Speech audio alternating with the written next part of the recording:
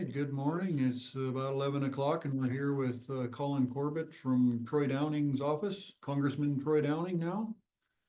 And he's just here to give us an update and see if there's anything that any concerns we have on our end. So Absolutely. nice to have you here today. Well, Thanks for coming out. Absolutely. Thanks so much for having me out. So again, I'm Collin. Update wise is, we're just kind of getting everything up and rocking and rolling now. I know that the congressman's had a couple of votes so far, so we're happy about that they've kind of hit the ground running. Now it's just obviously making sure that constituent outreach is being met. So I've been going around setting up everything from county commissioner meetings all the way down to local central committee meetings, and stuff like that.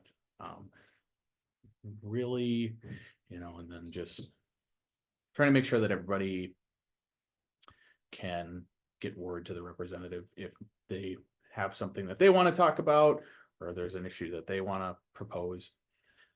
So do something along those lines. Yeah, and then obviously I'm here to help on behalf of the congressman. So if there's any sort of issues that the county's running into or any projects that you guys are looking into, we're reporting a couple times a week to the congressman of things from the state. So we fill that out and send it out to him. And so he wants to be kept up to date on everything that's going on. So he's Good luck.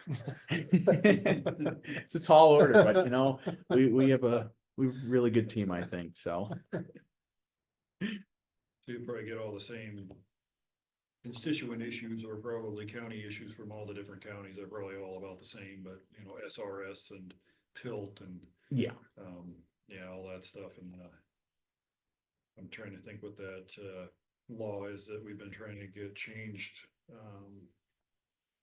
This is where the environmental groups can sue the federal government for logging projects. It's like equal justice, maybe something like that. It's a federal law that allows the attorneys to get reimbursed when they sue the federal government. And that makes it really hard for us to do timber projects because they don't want a logging project, so they just sue them and they get paid for it. So it's kind of a way they make money and also mess up Forest Service projects. So I mean, those are probably the biggest things on my radar as far as the federal government is concerned. SRS was not approved last session or whatever they did it last. They didn't approve that. That took about $150,000 out of our road budget, which would be of great use right now. PILT they seem to keep funding, which is great. Without PILT, I don't know what we'd do without PILT. We'd be a lot less employees in our county, I guess. right. A lot less services to our constituents. Absolutely. Yeah. Looking forward to seeing Troy work up there. I think that'll help. Yeah.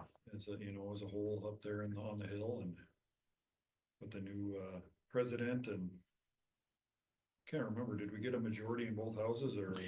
We have a, I shouldn't say we, but the Republicans, I guess. 54-49 majority, I think, in the Senate.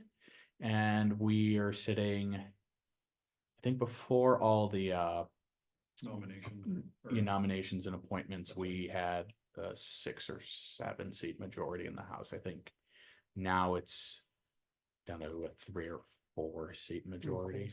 It's closer, but but I still think hopefully that's good that they can get some stuff pushed through and get things that are important for the local governments. Back on the radar. Absolutely. I know I met with one of the state senators here not that long ago, and he had made it. What was it? It was.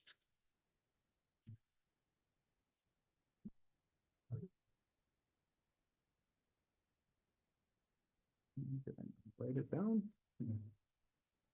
Somewhere, but yeah, it was something about with the federal lands here in the state that he was concerned about, especially with the wildfires. Figuring out a way to either get that back into state ownership or some sort of workaround. Yeah, I think it's actually unconstitutional or whatever for the federal government to own money, or not own money, but own land. It's in there somewhere that You know, they got it and they were supposed to actually get it down to the states at some point. It just never happened. Right. That's what I've understood forever. So there's a lot of people pushing on that, but that's a big bite for the state to take. Yeah, absolutely. They do well with the land they have now, but I mean, if we got pushed all that federal land onto the state, that would be a huge undertaking. Yeah, absolutely. It'd be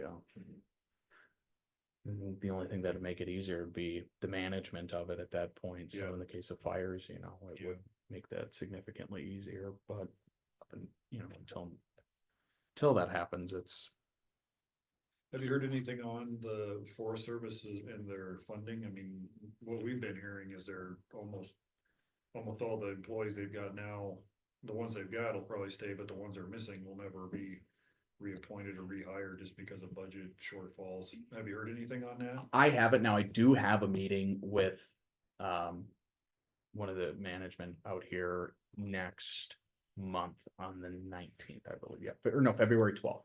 I'm meeting with them.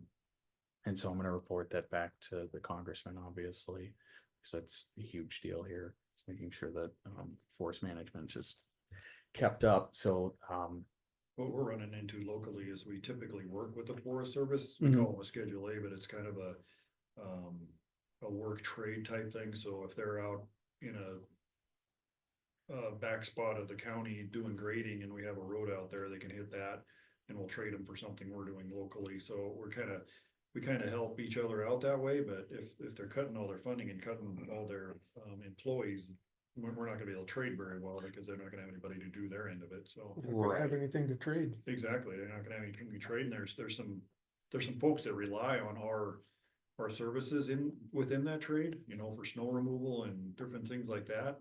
That if we can't come up with an agreement to get some trade there, then those folks in those areas that are on a Forest Service road aren't gonna get services, which is gonna be a very big hardship on them, so. yeah, I absolutely. think that the funding for the Forest Service needs to be probably increased and not decreased, so.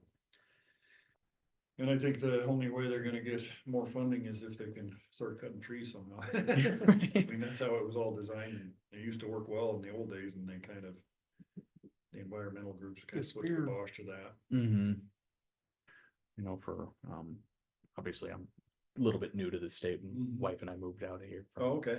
Minnesota. Yeah. So Oh, yeah. yeah, Well, at but least you're used to the cold. yeah, Like, I actually talked to my folks this morning. It's -14 back home right now. Yeah. I go, well, it's gonna be a high of 30 here today. Yeah, we're good this year so far, So as far, far as yeah. cold goes anyway.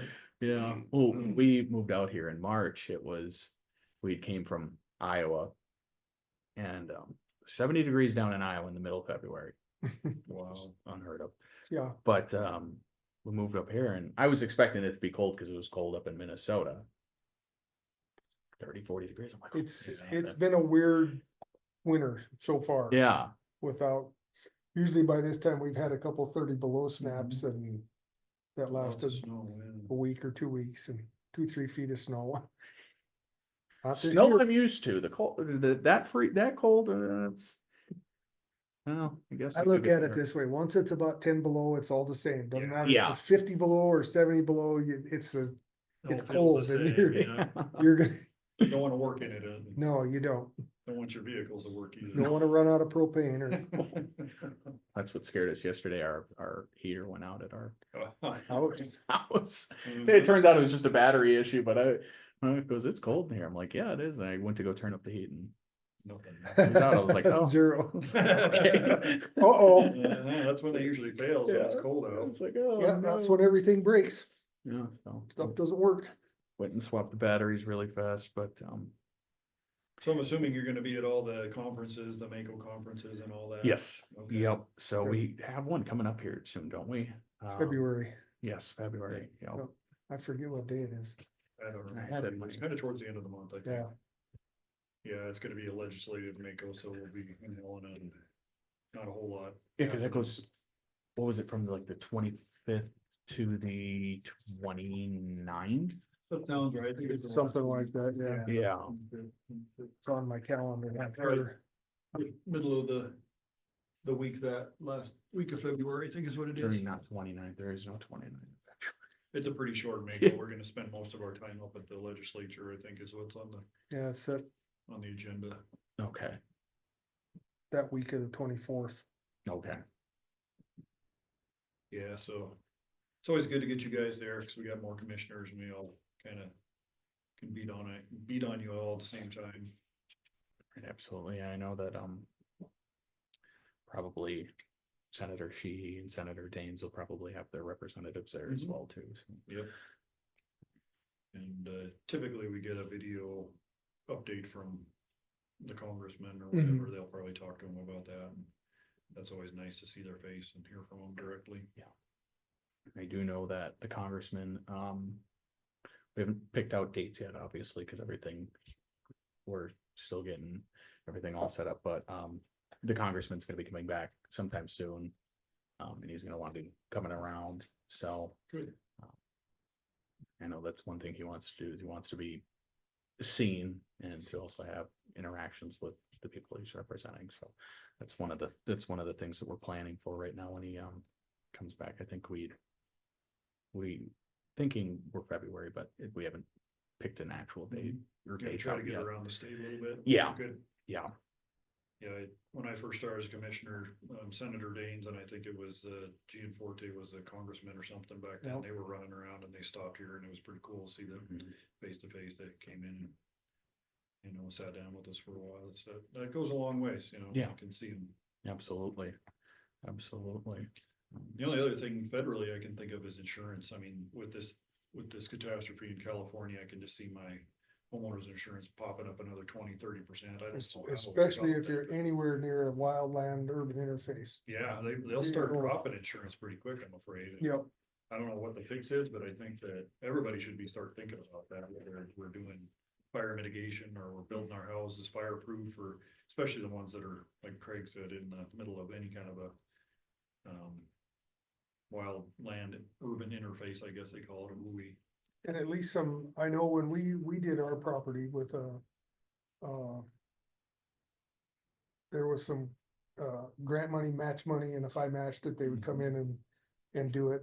Programs like that, because some of it's just too much in it, the homeowners aren't gonna do it. It's Right. just, Mhm. If it costs them 10 It's grand, they huge. can't afford to do it. Yeah. Yeah, But if we can get some federal money or state money that helps mitigate or helps, you can pay a little bit of it. Get Yep, lots of something areas to- do that. something to give them some incentive where it's not gonna cost them, and I don't know, like Corey said, Right. $10,000. Yeah.